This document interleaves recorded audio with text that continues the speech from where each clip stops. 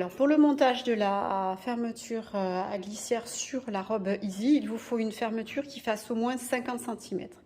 Moi là j'ai pris du vert pour que vous puissiez bien voir, mais bien sûr vous prenez une fermeture de la même couleur que votre modèle. Alors on va commencer par positionner la fermeture à glissière sur la robe pour faire une première couture de maintien. Donc on se met en droit de la fermeture contre l'endroit de la robe. Donc là je vais regarder comme ça, hop, je vais retourner et je vais faire dépasser de à peu près 1 cm. Là c'est le haut de la robe, hein. Donc vous voyez il y a le haut avec les empiècements, les différents empiècements, et là il y a la partie doublure. Donc moi je m'arrête ici, je fais dépasser de 1 cm et j'épingle.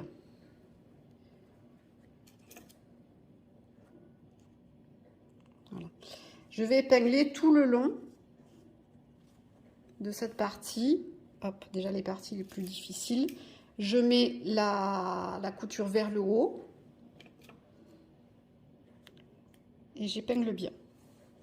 Pour l'autre côté, je fais attention à partir du bas, donc de la fermeture. Ce sera plus simple après pour les raccords.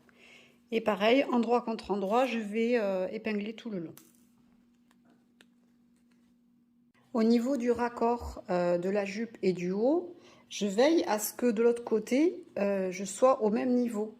Donc je me suis mis une épingle là qui correspond à la couture ici, pour que là je sache exactement où je dois positionner la couture. Voilà, je me mets comme ça dessus. Alors toujours, cette partie-là, je la fais monter vers le haut. Voilà. Et si voilà, j'ai un petit peu d'embu, ben je répartis, hop, pour que le plus important, c'est que le raccord soit parfait. Voilà. Comme ça, ce sera nickel. Et pour le haut, la même chose, hein, je me mets au niveau de la couture qui est ici, je laisse dépasser d'un bon centimètre. Et là, je serai pareil pour les deux côtés. Voilà, donc maintenant je vais démarrer la couture. Donc vous voyez mon pied presseur qui est en place. Comme vous savez, il y a un côté, les côtés sont dégagés, mais je l'ai mis du côté qui m'arrangeait le plus. Voilà, comme je veux piquer au plus près des griffes, j'ai fait en sorte que le pied presseur soit bien dégagé de ce côté. Voilà, donc je le positionne. Alors vous remarquez que j'ai descendu le curseur, voilà, pour pouvoir démarrer. Et à peu près une fois que je serai là, je vais stopper, lever le pied presseur et remonter mon curseur. Une petite précision qui peut être très pratique quand on coud une fermeture à glissière, c'est de changer le positionnement de l'aiguille. Alors j'ai plusieurs fonctions là sur cette machine électronique et je vais choisir l'emplacement le plus proche, c'est-à-dire de la mettre complètement à gauche pour que ce soit au plus proche de la fermeture. Donc moi c'est très simple, j'ai juste à mettre sur la position 1 et hop, je suis vraiment, on va dire, à quelques millimètres de la fermeture. Alors je la mets pas non plus contre la fermeture parce qu'après on pourrait plus l'ouvrir, mais on va dire à 2 mm, ce serait parfait.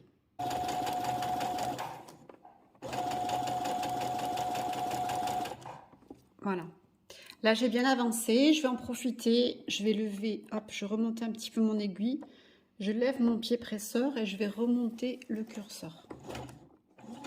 Donc, par précaution, on refait un petit point d'arrêt, hop, voilà, et après on repart.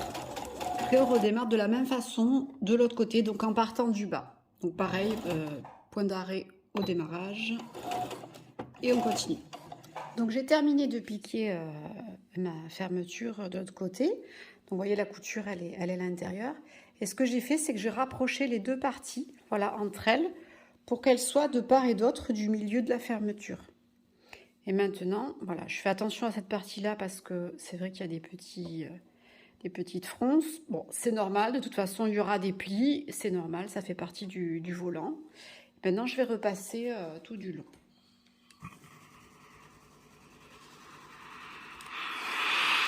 Une fois qu'on a repassé, on peut épingler pour qu'on soit sûr que nos parties ne bougent plus avant de faire une surpiqûre. Voilà, donc je vais épingler le plus possible pour que ce soit bien fixé. Une fois qu'on a tout bien épinglé, tout le contour, on va faire une surpiqûre. Donc bien sûr qu'il se verra, donc il faut qu'elle soit très, très droite. On va faire à peu près à 0,7. Voilà. Comme ça, vous le voyez un petit peu par transparence. Dessous, là, mon tissu il s'arrête ici. Et moi, je vais piquer là. Donc du coup, tout sera bien pris dans la couture. Voilà. Donc une couture qui fera ça. Et de l'autre côté, pareil. Donc la même distance là et là. Donc tout le tour. Voilà, en bas. Et vous remontez ici. Montre, j'ai pris une petite minute pour tracer.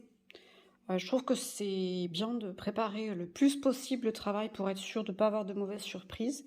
Donc j'ai tracé au stylo qui s'efface et je vous montre cette partie-là. Donc c'est le bas de la fermeture que je terminerai en pointe. Je trouve ça plus joli. Donc je vais démarrer ma surpiqûre.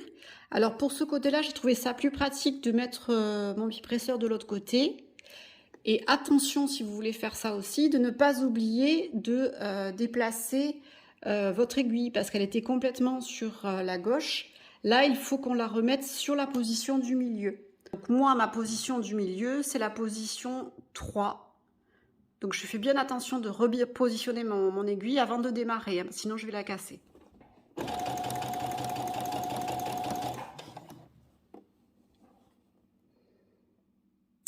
Là, à ce niveau-là, bah, je vais en profiter. Hop, je remonte un peu l'aiguille et je relève le pied presseur pour remonter le curseur.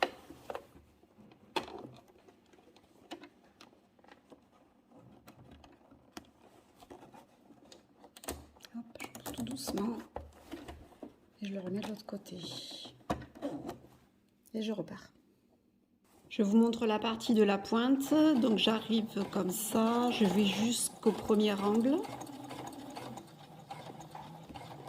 Voilà, hop, je lève le pied presseur. Je tourne légèrement. Je baisse le pied presseur. Et je vais jusqu'à la couture là. J'y vais doucement hein, parce qu'il faut être précis.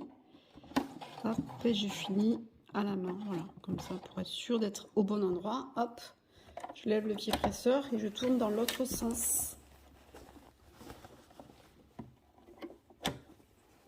J'ai terminé maintenant ma surpiqûre. J'ai enlevé mes épingles et je suis venue repasser tout du long. Ça a permis en même temps d'effacer les traits de stylo. Et voilà, même la partie de la petite pointe. Et comme vous pouvez le voir là, au niveau du raccord, c'est impeccable. Voilà, donc maintenant je vais vous montrer comment on rabat cette partie-là sur l'intérieur. Donc là, je suis sur l'intérieur de ma robe et je vais vous montrer comment on rabat cette partie. Donc ça, c'est la partie de la doublure qui sera rabattue comme ça, sur l'intérieur de la robe. Donc là, il y a les bretelles, le milieu dos et ce sera rabattu comme ça. Alors, pour commencer, j'ai repassé cette partie-là sur 1 cm. Comme ça, c'est plus simple de le rabattre. Là, je mets bien ce qui dépasse, je le mets bien à l'intérieur. Et je viens épingler au bord de la fermeture, mais pas trop près non plus, parce qu'il ne faudrait pas qu'elle se prenne, que le tissu se prenne dans la fermeture et qu'après, je ne puisse plus ouvrir ma fermeture. Donc, je le décale légèrement comme ça. Voilà.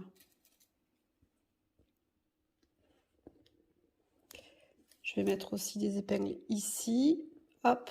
Alors vous voyez, là, j'ai fait exprès de remonter cette partie-là vers le haut. Et ça vient sur le dessus. Hop. Je raccorde les parties des coutures. Et je vais faire ça tout le long de cette partie-là. Et maintenant, ben, la dernière étape, c'est que je vais prendre une aiguille du fil et à la main, je vais passer un fil là, sur cette partie-là pour maintenir. Et là, je ferai quelques points pour maintenir l'empiècement, la doublure de l'empiècement sur cette couture-là.